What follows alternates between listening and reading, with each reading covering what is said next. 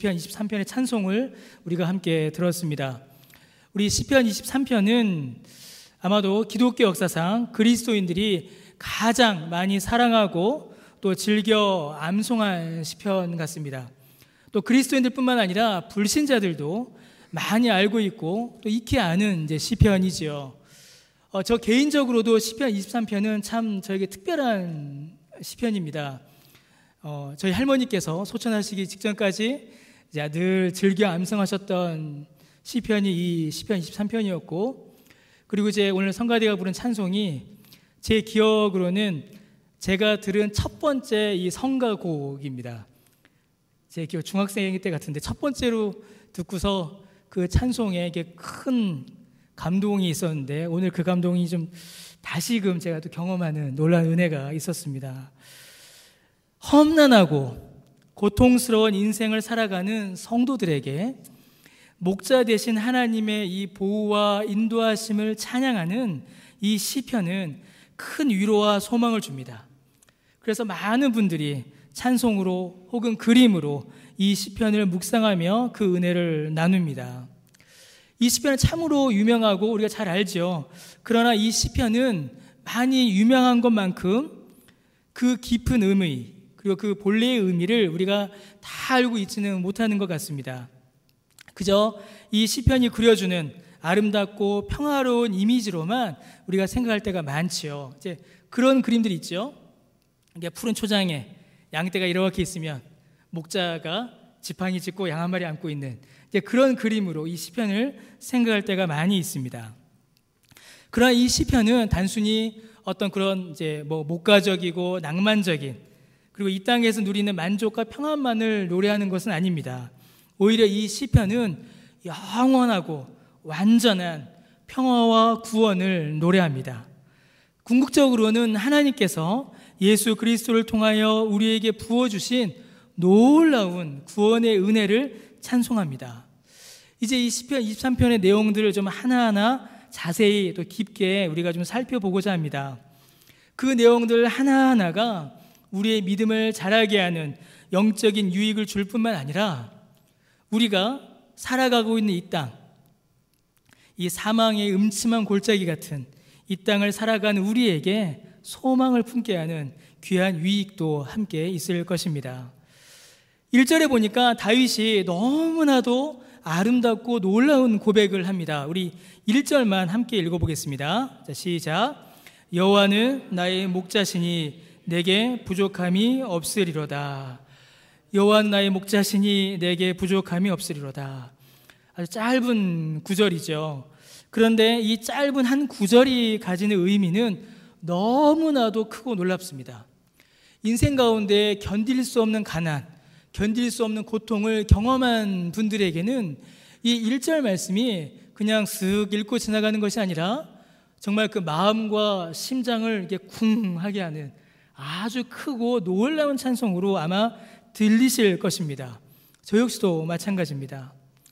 이 1절의 말씀은 이 한 구절로 인해서 신자와 불신자가 어떻게 다른가를 나타내는 아주 중요한 기준점이 됩니다. 여러분, 구원받은 신자, 예수 그리스도를 믿는 신자는 이 1절의 고백을 자신의 고백으로 받아들이고 자신의 찬송으로 노래할 수 있습니다. 그러나 불신자는 불가능합니다. 여러분, 이 말은 신자는 이 땅 위에서 어떠한 부족과 어떠한 모자람도 겪지 않는다라는 그런 의미가 아닙니다. 여러분 아시다시피 신자나 불신자나 이 세상에서 당하는 고통은 다르지 않습니다. 똑같습니다. 신자도 불신자도 가난합니다. 신자도 불신자도 병들고 아픕니다. 신자도 불신자도 실패하고 넘어지고 쓰러지고 고통합니다. 고통이 예수 믿는 사람이라고 이렇게 비켜가고 예수 안 믿는 사람이라고 이렇게 쳐들어가고 그런 일이 일어나지 않습니다. 고통은 참 공평하게도 신자나 불신자나 모두에게 덮쳐옵니다. 문제는 뭘까요? 그것을 어떻게 바라보고 어떻게 이해하느냐가 다릅니다. 신자는 그러한 고통이 닥쳐올 때에 그 고통 위에 계시는 그리고 그 고통보다 훨씬 크신 하나님을 바라봅니다. 그리고 그 하나님이 나의 목자이시고 나를 이끄신다라는 고백으로 인하여 그 고통을 견뎌내고 이겨내는 것이지요. 그러나 불신자는 어떻겠습니까? 그 하나님을 알지 못하니, 하나님의 목자 되심을 알지 못하니, 하나님의 인도하심을 알지 못하니 그 고통과 슬픔 앞에 무너져 내리는 것입니다. 같은 고통을 당하나 그 고통을 어떻게 바라보고 그 이후의 삶이 어떻게 다른가? 너무나 다른 것이죠. 사랑하는 성도 여러분, 우리는 크게 이 땅을 살아가면서 세 가지의 부족, 세 가지의 결핍을 경험하게 됩니다. 우리가 겪는 수많은 결핍들이 있어요. 막 수천, 수만 가지가 되겠죠. 그러나 그 모든 것들을 이렇게 모아보면 크게 세 가지로 나뉘게 됩니다. 첫 번째 부족이 뭐냐면 세상이 주는 물질의 부족입니다. 물질의 부족함을 경험하게 돼요. 두 번째로 경험하는 것은 자기 자신 안에서 겪게 되는 생명의 부족함을 겪게 됩니다. 그리고 세 번째로는 모든 부족함의 원인이자 가장 크고 가장 강력하고 가장 무서운 부족, 하나님 앞에서 겪게 되는 의의 부족, 이 세 가지를 경험하게 됩니다. 여러분, 우리는 먼저 이 땅에서 사는 동안에 물질의 부족을 경험하게 됩니다. 여러분 중에 혹시 나는 물질의 부족이 없다, 물질의 부족은 저 사람이나 겪는 거지 나하고는 상관없다, 혹시 그런 분 계십니까? 계세요? 안 계시죠? 예, 저도 늘 경험하며 삽니다. 우리가 이 땅에 살아가는 동안에 물질의 부족을 늘 경험하게 됩니다. 그런데 세상은 우리를 늘 이 부족함으로 몰아넣습니다. 그래서 세상은 우리를 향해서 당신은 늘 부족하고 모자라고 가난하다라는 사실을 계속 주입해 줍니다. 광고를 보면 쉽게 알 수 있죠. TV 광고를 보게 되면 이게 너무나도 분명히 나타납니다. 이것을 가져야 당신이 행복할 수 있다. 당신이 불행한 이유는 이것을 가지지 않았기 때문이다. 이 메시지를 TV 광고는 우리에게 계속 심어줍니다. 가장 잘 나타내는 게 뭘까요? 홈쇼핑이죠. 홈쇼핑이죠. 여기서 웃으실 줄 알았습니다. 제가 홈쇼핑이죠. 내가 추운 이유는 저 옷을 사지 않았기 때문이다. 우리 집 밥이 맛이 없는 이유는 저 반찬을 사지 않았기 때문이다. 내가 못생겨 보이는 이유는 저 화장품을 사지 않았기 때문이다. 더 행복해지려면, 더 맛있어지려면, 더 즐거워지려면 저거를 사야 합니까? 안 사야 합니까? 사야 한다. 매진 임박 뜨잖아요. 그럼 빨리 사야 됩니다. 저걸 사야 행복해져요. 저걸 사야 즐거워지는 것 같습니다. 저는 이제 설교문을 작성하다 보니까 이제 컴퓨터를 많이 쓰죠. 그러다 보니까 저는 이제 컴퓨터, 키보드 이런 데 굉장히 좀 민감합니다. 그래서 어느 날 같이 사역하는 분들이나 친구 목사들이 새로운 키보드를 샀다고 자랑을 해요. 그러면 제 마음에 무슨 마음이 불리를 듯이 일어날까요? 내가 저게 없어서 설교 준비가 안 되는구나. 저 키보드가 없어서 이 손가락이 뻑뻑해서 이게 설교가 안 나오는구나. 이 컴퓨터 이게 처리 속도가 느려서 내가 이게 안 되는구나. 이런 생각이 막 듭니다. 그래서 저 키보드를 사면, 저 컴퓨터를 사면 막 설교문이 갑자기 머리에서 막 나올 것 같고 그런 유혹을 막 줘요. 그래서 삽니다. 그럼 어떻게 될까요? 얼마 안 갑니다. 제가 공부 안 해서 설교 준비 안 된 거죠. 여러분, 요즘에 뉴스에 평창 패딩 유행하죠. 평창 동계올림픽 기념해서 뭐합니까? 롱 패딩을 이제 팔아요, 한정판으로. 근데 그걸 사려고 어떻게 합니까? 사람들이 밤을 새고 줄을 섭니다. 그래서 사요. 그럼 내년에 그것도 입을까요? 안 입습니다. 절대 내년에 안 입습니다. 내년에는 내년에 유행이 와요. 저는 그런 모습도 자주 봤습니다. 핸드폰 새로 나온다. 그러면 몇 날 며칠씩 그 대리점 앞에서 밤새죠. 그걸 사려고 합니다.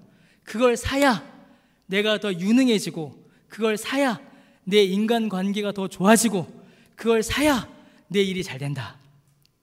실제로 그 컴퓨터가 그 핸드폰이 가지고 있는 기능을 얼마나 사용하는가는 별로 중요하지 않습니다. 저 어머니 저한테 선물해 주셨어요. 노트북을. 아주 좋은 노트북을 선물해 주셨는데 맨날 하는 거는 워드하고 인터넷입니다. 다 그 수준이에요. 그런데 그게 없으면 안 될 것 같고 그게 있어야 될 것 같다라는 것이죠. 그래서 삽니다. 어떤 대가를 치루어서라도 할부를 하고 빚을 지고 밤을 새서라도 사요. 그러면 여러분 우리가 만족할까요?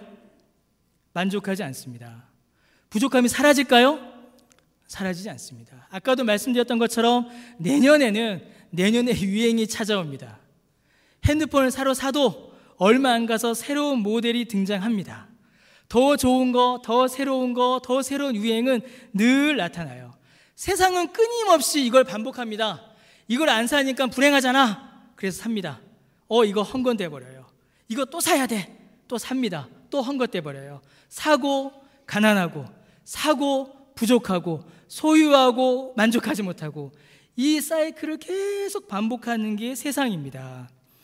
아무리 가져도, 아무리 소유해도 만족하지 못하고 그 안에서 불만족을 떨쳐내지 못하는 것이지요.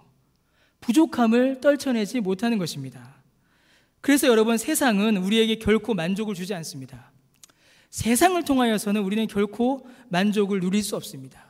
세상을 통하여서는 나에게 부족함이 없다 절대 말할 수 없습니다. 아무리 많은 물질을 가지고, 아무리 강력한 권력을 가지고, 아무리 높은 명예를 가지고, 아무리 많은 사람들, 아무리 많은 친구를 가져도 세상으로부터는 우리는 만족을 경험할 수 없습니다. 그 자체가 불만족입니다. 자, 그러면 그럼에도 불구하고 사람들은 끊임없이 만족을 추구하죠. 좀 만족을 누리고 싶다. 자, 그래서 이제 그 다음 단계로 사람들이 발전해 나가요. 세상의 물질로는 만족감을 얻을 수 없다. 아무리 가져도 불만족스럽구나. 이걸 이제 사람들이 깨닫게 된 것입니다. 이제 그 다음 단계로 넘어가게 돼요. 그래서 사람들은 이제 자기 자신 안에서 스스로 만족을 구하려고 합니다. 자기 자신 안에서 만족의 거리, 자기 자신 안에서 만족의 이유를 찾기 시작해요. 그런데 여기에서 모든 사람들은 두 번째 부족함, 두 번째 결핍, 곧 생명의 부족을 경험하게 됩니다. 어떤 사람들은 자기 육체가 건강하면 모든 불만족이 사라질 거다라고 생각합니다. 그래서 육체의 건강을 위해서 열심히 운동하죠. 막 근육을 키우고 약도 먹고 막 건강을 열심히 챙깁니다. 또 어떤 사람은 깊은 명상을 하기도 해요. 내가 다른 사람들은 경험해 보지 못한 깊은 정신세계를 내가 경험해 보겠다. 그래서 깊은 명상을 하기도 합니다. 또 어떤 사람들은 선행에 힘을 쓰죠. 내가 다른 사람들과는 다른 훨씬 더 윤리적이고 도덕적인 높은 삶의 가치를 이루어 보겠다. 열심히 애를 쓰기도 합니다. 혹은 열심히 공부하는 사람들도 있어요. 내가 다른 사람들과는 비교할 수 없을 만큼의 많은 지식, 높은 지식, 고상한 지식을 가져보겠다. 그래서 열심히 공부하는 사람들도 있습니다. 그리고 그 안에서 만족을 누리려고 하죠. 그리고 실제로 그것을 통하여서 어느 정도의 만족을 경험하는 사람들도 있습니다. 그런데 여러분, 이 역시도 완전한 만족을 주지 못합니다. 이것을 통해서도 나는 부족함이 없다라고 말할 수가 없습니다. 여러분, 왜냐하면 어떤 사람도 그 육체가 가지고 있는 기본적인 욕구를 벗어나지 못하기 때문입니다. 그 어떤 사람도 육체의 욕구를 벗지를 못해요. 여러분, 사람은 살아서 움직인다면 결코 피할 수 없는 본능적인 욕구가 있습니다. 여러분, 살아 움직이면 에너지가 필요하죠. 움직이려면 힘이 있어야 되시잖아요. 그 힘을 다 씁니다. 그러면 어떤 신호가 오죠? 어떠십니까? 힘을 다 썼어요. 어렵게 생각하지 마십시오. 제가 질문할 때는요, 아주 쉬운 겁니다. 그냥 제 설교는 이게 어렵지 않습니다. 예. 저희 애들이 듣게끔도 하거든요. 자, 힘을 열심히 썼습니다. 일을 열심히 했어요. 그러면 어떤 신호가 오죠? 배가 고프잖아요. 제가 배를 만지고 있지 않습니까? 저는 자주 옵니다. 꼬르륵 해요. 배고프죠. 여러분, 아무리 고상한 정신 수준을 갖고 있어도요, 아무리 육체가 뛰어나도 먹어야 합니다. 먹지 않으면 죽어요. 굶으면 죽습니다. 육체의 일을 하려면, 육체가 움직이려면 에너지가 필요하고, 그 에너지를 취하려면 먹어야 합니다. 어느 누구도 먹지 않고 사는 사람은 없습니다. 살아있다면 다 먹어야 해요. 그 먹으면 그냥 먹습니까? 하다못해 들에 가서 짐승이라도 잡아야 되잖아요. 하다못해 열매라도 따야 됩니다. 집에서 요리라도 해야 돼요. 그럼 그건 쉬울까요? 어렵지 않습니까? 그것도 어렵습니다. 아이들이 얼마나 음식 투정 잘합니까? 이거 먹어주면은 맛있다 먹으면 되는데, 엄마 왜 고기가 없어? 엄마 나는 빵이 먹고 싶은데, 저희 집 이야기입니다. 엄마 짜장면 이런단 말이죠.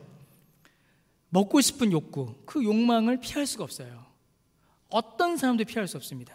자, 그러면 밥도 먹었습니다. 열심히 일도 했어요. 그러니까 밤이 됐습니다. 밤이 되면 이제 어떤 신호가 오죠? 졸리죠. 하품을 하지 않습니까? 이제 자야 합니다. 여러분, 잠 안 자고 일할 수 있는 분 있으십니까? 아무도 없으시죠? 아무리 육체가 건강하고, 아무리 권력이 많고, 아무리 돈이 많아도 자야 합니다. 안 자면 움직일 수 없어요. 모든 사람은 그래서 밤이 되면 자야 하고 잘 수밖에 없습니다. 그럼 자는 것도 그냥 잡니까? 따뜻하게 자려면 이불도 펴야 되죠. 보일러도 맞춰야 되죠. 건조하지 않게 가습기도 틀어야 되죠. 불도 꺼야 되죠. 그것 하나하나가 우리에게 필요를 낳습니다. 자, 먹었습니다. 잠도 잤어요. 이제 힘도 내고 일도 했습니다. 자, 잘 먹었어요. 먹었으면 이제 그 다음에 뭐 해야 되죠? 여러분? 먹었잖아요. 이제 그 다음 일은 쉽다니까요. 나가야죠. 먹었으니까 나가야죠. 배설해야 됩니다. 우리는 다 배설합니다. 화장실 안 가는 분 없으시잖아요. 살아있으면 다 배설합니다. 대변도 봐야 되고 소변도 봐야 합니다. 만약에 그것들이 우리 몸속에 그대로 남아있다라고 하면 상상해 보세요. 끔찍하죠. 살 수 없습니다. 우리가 살려면 우리는 배설해야 합니다. 그런데 여러분, 그런 경험 혹시 없으신가요? 고속도로를 열심히 운전하고 있는데 갑자기 신호가, 휴게소는 앞으로 30km, 차는 막히고, 그런 적 없으세요? 제가 아는 어떤 목사님은 설교하다가 신호가 와서 부목사님 잠깐만 찬송 인도해 주세요 하고 뛰어갔다 왔다 하고 그러시기도 하고. 우리는 배설 욕구가 있습니다. 그걸 피할 수가 없어요. 우리가 살아 움직인다면 우리는 이 욕구들을 피할 수가 없습니다. 부족함이 있다는 것이에요.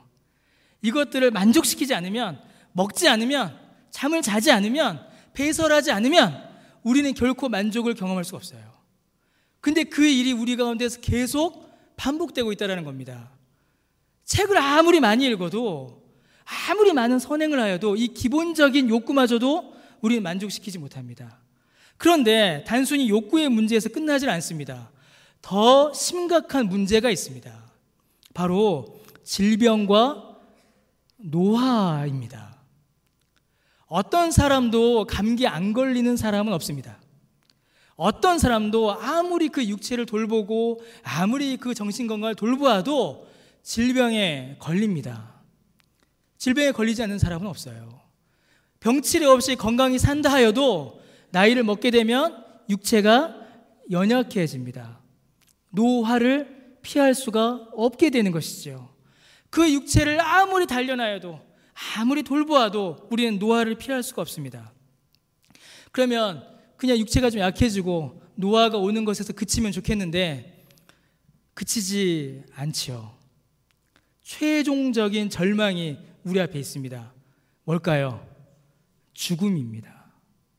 죽음이 앞에 있습니다. 죽음 앞에서 그 어떤 사람도 나는 만족하다, 나는 부족함이 없다라고 생각하지 않습니다. 핸드폰 충전하듯이 이제 핸드폰 방전되면 다시 충전시키면 다시 핸드폰 살아나듯이 우리의 육체가 연약하고 나이 먹어 늙어서 생명력이 떨어졌을 때에 다시 좀 이렇게 충전해서 생명이 다시 좀 이렇게 살아나서 영원히 살면 좋겠는데 우리 육체는 그렇게 되질 않습니다. 하나님께서 그렇게 만드시질 않으셨어요. 나이 먹고 늙고 노화되고 약해지다가 결국에는 죽음 앞에 서게 만드셨습니다. 사람이 어쩌면 태어나는 그 순간부터 죽음을 향한 카운트다운이 시작된 것과 같습니다. 갓 태어난 애한테 야, 너 죽음을 향해 가고 있어 이러면 어때요? 슬프잖아요. 그렇죠? 갓 태어난 애한테 그러면 마음이 좀 아쉽지 않습니까? 그래서 우리가 말하지 않을 뿐이에요. 그러나 갓 태어난 아이도, 이제 방금 어머니의 태에서 나온 아이도, 10대의 어린 아이들도, 20대, 30대의 청년들도 똑같습니다. 모두가 죽음이라는 그 절체절명의 절망 앞으로 한 걸음 한 걸음 나아가고 있는 것이죠. 이게 바로 생명의 부족입니다. 생명의 결핍이에요. 어느 누구도 내 육체의 생명을 자랑할 수가 없는 것입니다. 자, 그러면 이 두 가지의 부족함에서 끝나면 좋겠는데, 제가 아까도 말씀드렸듯이 세 가지의 부족함이 있다라고 말씀드렸죠. 세상이 주는 물질의 부족함이야 뭐 그럴 수 있다, 뭐 할 수 있습니다. 육체의 생명의 부족, 육체가 연약하니까요. 뭐 그것도 우리가 경험해 볼 수 있어요. 자, 그런데 이 두 가지의 부족을 모두 다 합친 것보다 더 끔찍한 부족함이 있습니다. 이 두 가지의 결핍의 원인이 되는 결핍이 있어요. 세상 사람들은 죽으면 끝이다 라고 이야기합니다. 그래서 죽음으로 자기의 삶을 끝내기도 합니다. 그런데 죽음 이후에도 해결되지 않는, 죽음으로도 해결할 수 없는 결핍, 부족이 또 하나 있습니다. 그것은 어디서 만나는 부족일까요? 죽어서 하나님 앞에서 만나게 되는 결핍이 있습니다. 여러분, 우리가 이제 전도폭발 그 교훈 중에 하나죠. 우리가 죽었습니다. 죽어서 하나님 앞에 갔어요. 하나님께서 내가 너를 나의 천국에 들여보내야 될 이유가 뭐가 있니? 라고 하나님께서 우리에게 물으실 것입니다. 근데 여러분, 모든 사람들은 그 질문 앞에 예, 저에게는 자격이 있습니다. 예, 저는 잘했습니다 라고 말할 만한 자격이 사실은 없습니다. 이걸 가리켜서 이제 의의 결핍이다, 의의 부족이다 라고 말합니다. 여러분, 의가 뭘까요? 의. 한자로 쓰면 이제 옳을 의자죠. 이 의는 옳은 것입니다. 옳다, 바르다 라고 할 때 의라고 하죠. 그럼 여러분, 의인은 어떻게 인정받는 것일까요? 나 스스로 야, 나는 의인이야, 나는 착하게 살았으니까 나는 의인이야 라고 자랑하면 의인이 될 수 있겠습니까? 여러분, 안 됩니다. 그렇게는 의인이 될 수가 없어요. 자, 그러면 나 스스로 나는 의인이다 라고 하면 좀 창피하니까 옆에 사람들이, 주위 사람들이 이제 인정해 주는 겁니다. 당신 정말 착하게 살았네. 당신은 정말 거룩하고 경건한 삶을 살았어요. 당신은 의인입니다. 그래서 10명 중에 7명이 의인이라고 인정해 주면 의인이 될까요? 의인 될까요? 안 됩니다. 자기 스스로도 의인이 될 수가 없고 다른 사람들의 인정을 통해서도 의인이 될 수 없어요. 그건 의의가 아닙니다. 여러분, 하나님께서 옳다 인정해 주시는 그 의의는 오직 하나님께로부터만 옵니다. 하나님 보시기에 하나님이 인정해 주셔야만 합니다. 하나님 앞에 설 때에 하나님이 너는 옳다, 너는 바르다, 너는 내가 보기에 합당하다라는 그 인정을 받는 것, 그것이 의의, 진정한 의의인 것입니다. 자, 그런데 여러분, 우리의 비참함이, 우리의 정말 절망이 여기에 있습니다. 우리 힘으로는, 우리 스스로는 이 의의를 결코 얻어낼 수가 없다는 것입니다. 내 행위로는, 내 공로로는, 내 노력으로는, 내 지식으로는 하나님 앞에 의롭다 인정받는 이 의의를 결코 얻을 수가 없다라는 것이죠. 자, 여러분, 그러면 우리의 인생이 도대체 어떤 인생인 것입니까? 도대체 어떤 인생일까요? 태어나서 세상으로부터 물질의 부족한 가운데 고통하며 살아가야 하는 인생입니다. 물질의 만족을 조금 누린다 싶으니까 이제 뭐가 닥쳐오죠? 생명의 결핍이 찾아와요. 육체가 약하여지고 죽음이 한 걸음 한 걸음 다가옵니다.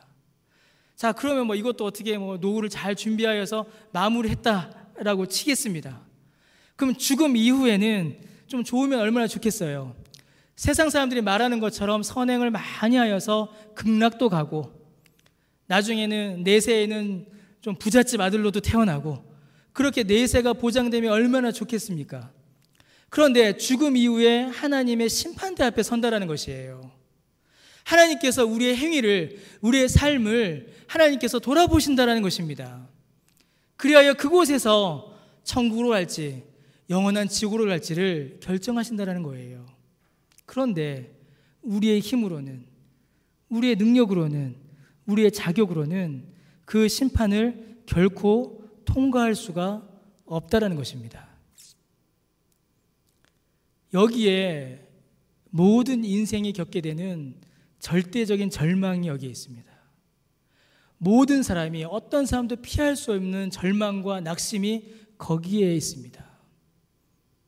이게 가장 큰 슬픔이고, 이게 가장 큰 결핍이며, 이게 가장 큰 부족함인 것입니다. 그래서 이 땅에 살아가는 어떤 사람도 나는 부족함이 없다라고 말할 수 없습니다. 세상을 바라보면서도 나는 부족함이 없다라고 말할 수 없고, 나 자신을 향해서도 나는 부족함이 없다라고 말할 수 없고, 죽음 이후에도 나는 부족함이 없다라고 말할 수 없는 것입니다. 모든 사람은 이 부족함 앞에 서 있습니다. 피할 수 없고 벗을 수 없고 극복할 수 없는 절망과 부족함과 비참함과 심판 앞에 서 있게 되는 것이죠. 그런데 여러분, 다윗이 뭐라고 고백합니까? 내게 부족함이 없다라고 선포합니다. 여러분, 지금 다윗이 선포하는 나에게 부족함이 없다, 나는 만족하다라는 이 말은 너무나 놀라운 말인 것입니다. 결코 극복할 수 없을 것 같은 이 부족함에서 벗어났다라는 것입니다. 여러분, 이는 단순히 낭만적 표현이 아니에요. 나는 배고프지 않다, 나는 가난하지 않다, 나는 아프지 않다라는 의미가 아닙니다. 모든 인생이 결코 벗어날 수 없는 그 부족함, 모든 인생이, 모든 사람들이 결코 피할 수 없는 그 고통, 그 고통으로부터, 그 부족함으로부터, 그 저주로부터 벗어났다는 것을 지금 선포하고 있는 것입니다. 세상이 결코 말할 수 없는, 세상이 결코 고백할 수 없는, 세상이 결코 가질 수 없는 그 만족함이 지금 다윗에게는 있다라는 것입니다. 어떻게 해요? 다윗이 어떻게 이 만족을 가졌습니까? 너무나도 단순하고 분명하게 이야기하죠. 하나님이 나의 목자이시다. 하나님이 나의 목자이시기에 세상이 줄 수 없는, 나 스스로도 가질 수 없는 이 만족함이 나에게 있다. 나에게는 더 이상 부족함이 없다. 하나님이 나의 목자이시다. 그렇게 다윗은 지금 선포하고 있는 것입니다. 오늘 성가대 찬송하셨던 그 시편 23편의 찬송 들을 때마다 제가 감동이 있고 눈물이 흐르고 막 그럽니다. 저는 참 다 좋아요. 그 찬송이 다 좋은데 저는 그 첫 소절만 들으면 이게 쿵 합니다. 정말 그 첫 소절에서 쿵 합니다. 여호와는 나의 목자이시니 내게 부족함이 없으리로다. 얼마나 아름답습니까? 세상이 줄 수 없고 내 스스로도 가질 수 없고 죽고 난 이후에도 가질 수 없는 그 만족함, 그 충만함, 그 영원한 구원의 생명이 여호와가 나의 목자 되심으로 나에게 주어졌다라는 것입니다. 여러분, 좋은 목자, 선한 목자는 어떤 목자일까요? 좋은 목자, 선한 목자. 여러분, 선한 목자는 양을 잘 치는 목자이죠. 그래서 2절, 3절, 4절에 보면 다 다음 주부터 살펴볼 겁니다. 양을 푸른 초장, 쉴만한 물가로 인도하고 양을 안전하게 보호하고 지키는 게 좋은 목자입니다. 근데 여러분, 선한 목자, 좋은 목자가 아니라도 모든 목자는 그렇게 합니다. 그렇겠죠. 내 양이 아니고 주인의 양이라도 목자는 그렇게 합니다. 왜냐하면 그게 목자의 일이기 때문이에요. 선한 목자, 좋은 목자는 조금 다릅니다. 정말로 좋은 목자, 정말로 선한 목자는 따로 있어요. 요한복음 10장 11절에 예수님께서 선한 목자가 누구인가를 말씀해 주십니다. 요한복음 10장 11절에 주님께서 뭐라고 말씀하시냐면, 함께 읽겠습니다. 자, 시작. 선한 목자라, 선한 목자는 양들을 위하여 목숨을 버리거니와. 이게 선한 목자입니다. 여러분, 일반적인 목자, 보통 목자, 악한 목자는 어떻게 할까요? 양을 칩니다. 양을 치다가 배가 고파요. 그럼 어떻게 할까요? 양 한 마리 잡아먹습니다. 배고프잖아요. 양을 죽여요. 양을 잘 치고 있습니다. 근데 저기서 갑자기 이리떼가 막 달려오는 거예요. 그러면 일반 목자, 보통 목자, 악한 목자는 어떻게 할까요? 나부터 살고 봐야죠. 도망갑니다. 도망가요. 이 늑대들이 와서 양을 물어 죽이든 말든, 양이 죽든가 말든 일단 나부터 살고 보자. 도망갑니다. 이게 일반 목자, 보통 목자, 악한 목자예요. 내 배 고프면 양 잡아먹고, 나한테 위험이 닥치면 나 도망가고, 나부터 살고 보자. 이게 목자입니다. 악한 목자예요. 그런데 선한 목자는 어떤 목자라고요? 양들을 위하여 목숨을 버립니다. 내 배 고프다고 양 잡아먹는 것이 아니라 이 양들을 먹이기 위해서라면 내 목숨도 버리는 목자예요. 이리떼가 덮쳐올 때, 늑대들이 덮쳐올 때에 날 살기 위해서 도망가는 것이 아니라 내가 죽더라도 이 양들을 지키기 위하여 지팡이 들고 돌멩이 들고 늑대와 맞서 싸우는 목자가 선한 목자입니다. 양들을 위하여 자기 목숨을 버리는 목자가 선한 목자예요. 예수님께서 선한 목자이십니다. 예수님만이 선한 목자세요. 선한 목자이신 예수께서, 선한 목자이신 예수 그리스도께서 우리를 위하여 죽으셨습니다. 우리를 위하여 자기 목숨을 버리셨습니다. 여러분, 우리는 원래 죽은 자들입니다. 우리는 원래 죽어야 되는 자들이에요. 성경에 뭐라고 이야기합니까? 로마서에 의인은 없나니 하나도 없다. 우리가 하나님의 심판대 앞에 설 때에 하나님으로부터 옳다, 잘했다, 너는 참 잘 살았구나, 의롭구나 인정받을 수 있는 의인이 한 명도 없다는 것이에요. 그러면 하나님 앞에 우리는 뭘 받겠습니까? 심판받죠. 저주받죠. 심판과 저주는 사망입니다. 영원한 사망이에요. 우리는 하나님의 심판 앞에 저주받고 죽어야 할 자들이었습니다. 에베소서에 뭐라고 합니까? 허물과 죄로 인하여 죽었던 자다라고 합니다. 죽을 수밖에 없었고 죽음을 향하여 갔고 죄와 허물로 인하여 죽었던 자들이 우리입니다. 그런데 선한 목자 되신 예수께서 그 죽음을 대신 지신 겁니다. 예수께서 저와 여러분을 살리시려고 죽음을 감당하신 것입니다. 아무 죄 없는 그분이 그 죄를 지신 것이에요. 선한 목자 되신 예수께서 그분의 양인 우리를 살리기 위하여 십자가에 달리셔서 그 살을 찢으시고 그 피를 흘리신 것입니다. 그리하여 우리의 죄와 우리의 저주와 우리의 사망과 우리가 당해야 될 심판은 예수께서 가져가시고, 예수께서 이루신 완전한 의와 그의 생명과 영생과 구원과 화평과 영광은 우리에게 주신 것입니다. 그가 선한 목자이세요. 예수 그리스도가 선한 목자이십니다. 그가 나의 목자이시고 그가 나를 살리셨고 그가 나의 구주이시라는 사실을 믿기만 하면, 그 사실을 믿기만 하면 구주 되신 예수께서 우리를 살리시는 것입니다. 그러면 그때에 우리의 입술을 통하여서 무슨 소리가 나오겠습니까?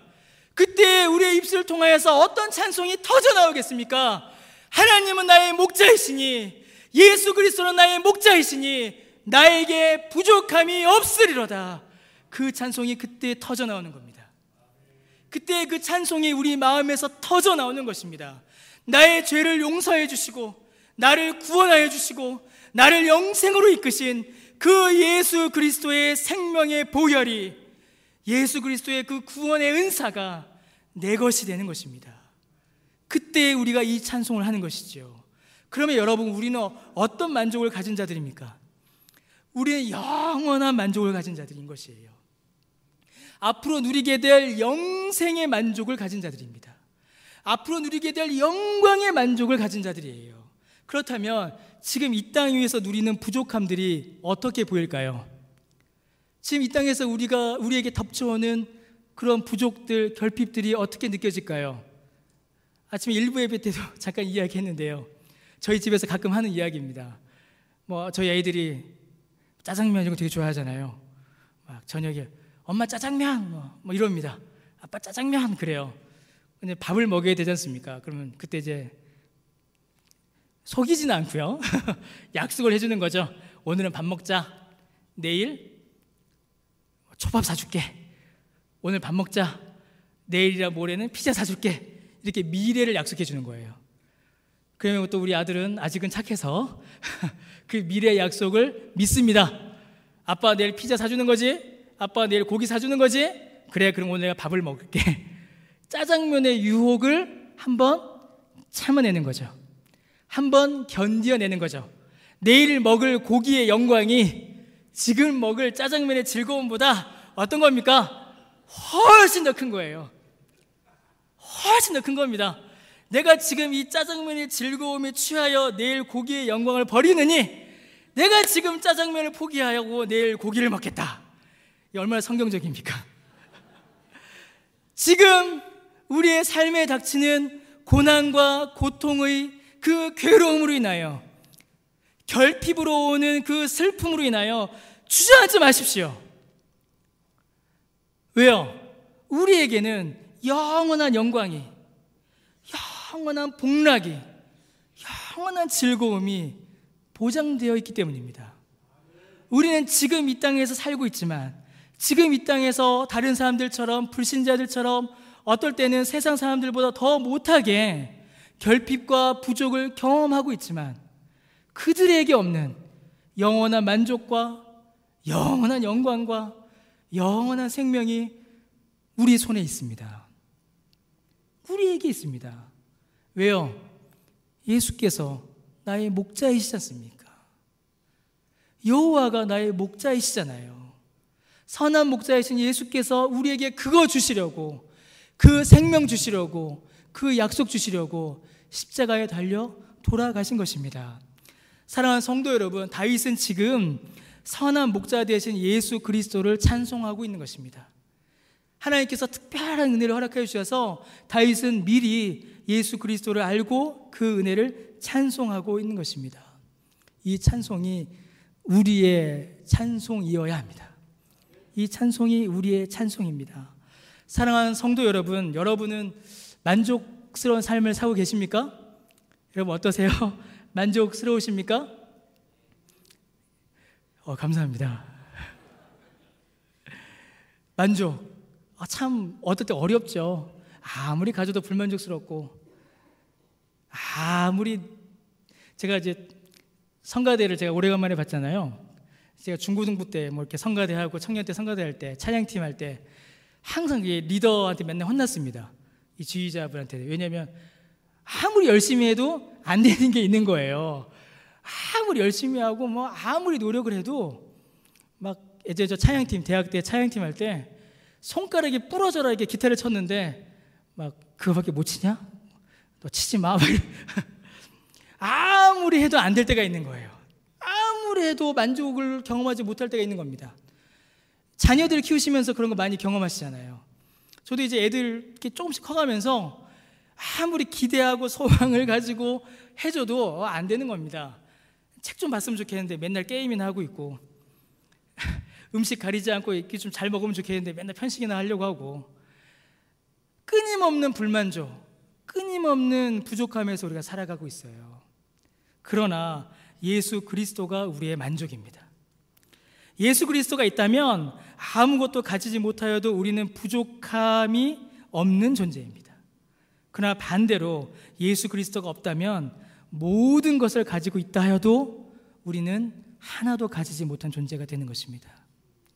생명이 없는데 그 무엇을 가진다 한들 우리가 만족할 수가 있겠습니까? 이제 설교를 좀 마무리하려고 합니다. 제가 이 설교 준비하면서 이렇게 머릿속에서 이렇게 늘 이렇게 맴돌았던 찬송이 있습니다. 이제 시편 23편을 이제 설교해야겠다라고 이제 장로님하고 이렇게 이야기하고 이렇게 하다가 그때부터 계속 머릿속에 맴돌던 찬송이 있어요. 뭐냐면 30년 전에 불렀던 찬송입니다. 30년 전에 불렀는데 그때도 옛날 찬송이다, 어른 찬송이다라고 했으니까 이게 얼마나 오래된 찬송인지는 잘 모르겠어요. 뭐 잘 아는, 여러분도 잘 아시는 찬송입니다. 어려운 찬송 아닙니다. 이렇게 긴장하지 마세요. 사람을 보며 세상을 볼 때, 이 찬송입니다. 사람을 보며 세상을 볼 때 만족함이 없었네. 그 찬송이 제 머릿속에 계속 맴도는 겁니다.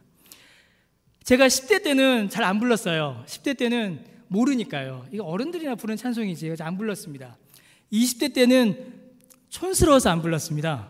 촌스러워서 뭐 이거 찬송 이쪽 이렇게 불러야 되잖아요. 사람을 보며 막 하면서 막 박수 치면서 아유 촌스럽다. 기타 메고 이제 드럼 치고 이렇게 해야지. 아유 그래서 20대 때 안 불렀습니다. 30대 때는 이제 사역을 시작하면서 좀 죄송한 이야기인데 믿어지지 않아서 안 불렀습니다. 믿어지지 않아서. 사람을 보며 세상을 볼 때 만족함이 없었네. 나의 하나님 그분을 뵐 때 나는 만족하였네? 이렇게 되면 어떻게 돼야 돼요? 아까도 말씀드렸잖아요. 컴퓨터가 고물이고 차가 고물이어도 만족해야 되는데 안 되는 겁니다. 결혼하고 애 태어나고 애는 커갖고 막 안 되는 거예요. 삶에 부딪히면서 사람을 보며 세상을 볼 때 만족함이 없었다까지는 이해가 되는데 하나님 그분을 뵐 때 나는 만족하였네는 안 넘어가는 겁니다. 안 넘어가는 거예요. 세상을 보고 사람 보고 그래 저 사람 보니까 나는 참 이러다가 하나님 보면 나는 만족 이렇게 돼야 되는데 하나님 보면 하나님 왜 안 해주세요? 이렇게 되는 거죠. 왜 저를 계속 이렇게 불만족 이렇게 되는 겁니다. 30대 때는 못 불렀습니다. 이제 40대로 넘어와 버렸죠. 그럼 40대가 돼서 형편이 바뀌었느냐? 뭐 이렇게 크게 바뀐 것 같지는 않습니다. 그런데 이 찬양의 가사는 제게 다시 다가옵니다. 정말 다시 다가옵니다. 왜 제가 어렸을 때, 제가 주일학교 다닐 때 권사님, 장로님들이 이 찬송 부르시면서 이렇게 눈물을 뚝뚝 흘리셨는지 이제야 조금 이해됩니다. 이제야 조금 이해됩니다. 그분들의 그 인생의 첫 여정을 이 찬송 앞에 내려놓을 때에 그분들의 마음이, 그들의 심령이, 그분들의 감사가 얼마나 컸을까 제가 이제야 조금 이해됩니다. 주께서 베푸신 인생을 이끌어 오신 그 은혜가, 그 인생에 베푸신 구원의 은총이 얼마나 컸을까. 여러분, 이 찬송 여러분들의 찬송이 되시길 바랍니다. 이 찬송으로 여러분들 은혜 받으시길 바랍니다. 이 찬송이 여러분들의 입술에서 끊어지지 않게 되시길 바랍니다. 이것이 우리의 신앙이 주는 유익이고, 이것이 예수 믿는 기쁨이고, 이것이 예수 믿는 즐거움이고, 이게 예수 믿는 복입니다. 그것을 누리시길 바랍니다. 그 안에서 사시는 저와 여러분 되시기를 바랍니다. 제가 이거 좀 시간이 넘어서 안 부르려고 했는데요, 한 번만 부르죠. 우리 한번 찬송하겠습니다. 사람을 보며 세상을 볼 때, 원키로 해주세요.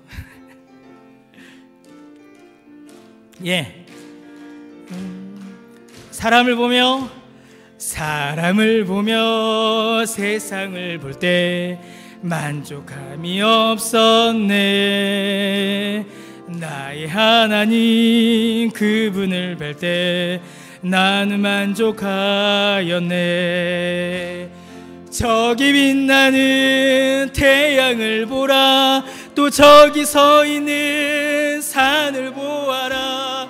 천지 지으신 우리 여호와 나를 사랑하시니 나의 하나님 한 분만으로 나는 만족하겠네. 사람을 보며 세상을 볼 때 만족함이 없었네. 나의 하나님 그분을 뵐 때 나는 만족하였네. 동남풍아 동남풍아 불어라, 서북풍아 불어라, 가시밭에 백합화 예수 향기 날리니 할렐루야 아멘. 가시밭에 백합화 예수 향기 날리니 할렐루야 아멘. 할렐루야 아멘.